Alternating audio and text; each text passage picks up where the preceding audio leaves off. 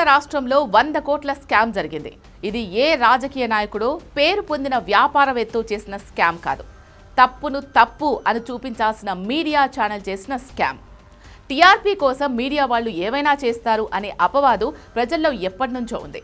ఇప్పుడు ఆ అపవాదును నిజం చేస్తూ ఒక ఛానల్ టీఆర్పీని ట్యాంపర్ చేసేందుకు ఏకంగా 100 కోట్లు లంచం ఇచ్చినట్లు తెలుస్తోంది.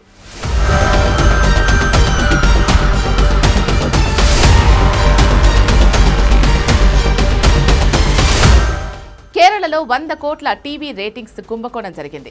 ఆ రాష్ట్రానికి చెందిన ఒక స్థానిక టీవీ ఛానల్ తన టీఆర్పీ రేటింగ్స్ ను కృత్రిమంగా పెంచుకోవడం కోసం బ్రాడ్కాస్ట్ ఆడియన్స్ రీసెర్చ్ కౌన్సిల్ ఉద్యోగికి క్రిప్టో కరెన్సీలో 100 కోట్లు లంచంగా ముట్టచెప్పినట్లు ఆరోపణలు వినిపిస్తున్నాయి. ఈ విషయాన్ని 24 న్యూస్ అనే మరో టీవీ ఛానల్ బయటపెట్టింది. బార్క్ ఉద్యోగి ప్రేమ్ నాథ్కు క్రిప్టో కరెన్సీ రూపంలో 100 కోట్లు పంపినట్లు ఆరోపించింది.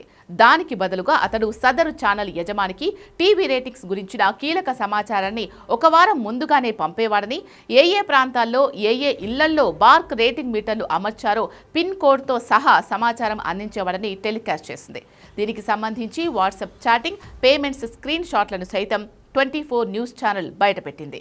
ఈ ఆరోపణలపై సదరు న్యూస్ ఛానల్ ఒక ప్రకటన చేసింది. తమ ఛానల్ను కేబుల్ ఆపరేటర్ ల్యాండింగ్ ఫేజ్లో పెట్టడం వల్లే తమ రేటింగ్స్ పెరిగాయని, ఇందులో ఎలాంటి స్కామ్ లేదని ప్రకటించింది. కానీ ఆ ఛానల్ చేసిన ప్రకటనను మిగతా ఛానల్స్ ప్రశ్నిస్తున్నాయి. ఆ ఛానల్ చెప్పినట్లు కేబుల్ ఆపరేటర్ ల్యాండింగ్ పేజ్లో ఆ ఛానల్ను పెడితే ఆ ప్రాంతంలో మాత్రమే ఛానల్ రేటింగ్ పెరగాలి. కానీ ఆ ఛానల్ వెళ్తున్న కేబుల్ ఆపరేటర్ ఉన్న ప్రాంతంలో ఓవరాల్గా ఉన్నది 20,000 కేబుల్ కనెక్షన్స్. కానీ కేరళలో రాష్ట్ర వ్యాప్తంగా ఉన్న కేబుల్ కనెక్షన్స్ 85 లక్షలు. కేవలం 20,000 మంది రెగ్యులర్గా ఆ ఛానల్ చూస్తే 85 లక్షల కేబుల్ కనెక్షన్ల డేటా ఎలా మారింది అనేది ఇప్పుడు ప్రతి ఒక్కరూ అడుగుతున్న ప్రశ్న. ఈ ప్రశ్నలకు ఆ ఛానల్ నుంచి ఎలాంటి సమాధానం లేదు. విషయం పెద్దది కావడంతో ప్రభుత్వం ఈ విషయంలో ఫోరెన్సిక్ విచారణకు ఆదేశించింది.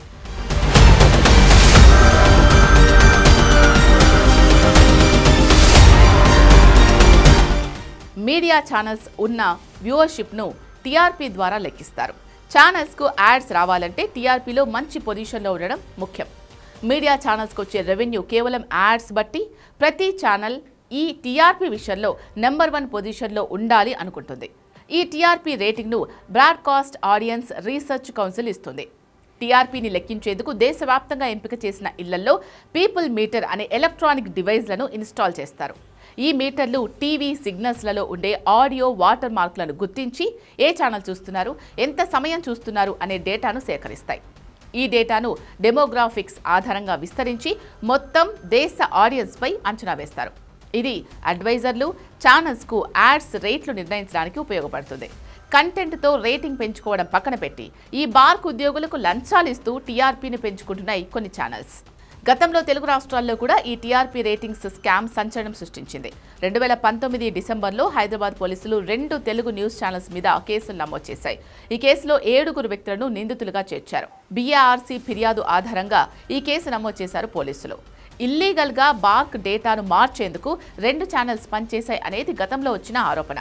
2020లో national media channel Republic TV కూడా ఇలాంటి ఆరోపణే వచ్చాయి. ఈ కేసులో ప్రముఖ జర్నలిస్ట్ అర్నబ్ గోస్వామి అరెస్టు కూడా అయ్యారు. కానీ విచారణ అనంతరం అర్నబ్కు ఈడీ క్లీన్ చిట్ ఇచ్చింది. ఆజ్ తక్, ఫక్త్ మరాఠీ, బాక్స్ సినిమా లాంటి ఛానల్స్ కూడా ఇలా టీఆర్పీ ట్యాంపరింగ్ ఆరోపణలు ఎదుర్కొన్నాయి. ఇప్పుడు కేరళలో కూడా ఇదే తరహా స్కామ్ వెలుగు చూసింది.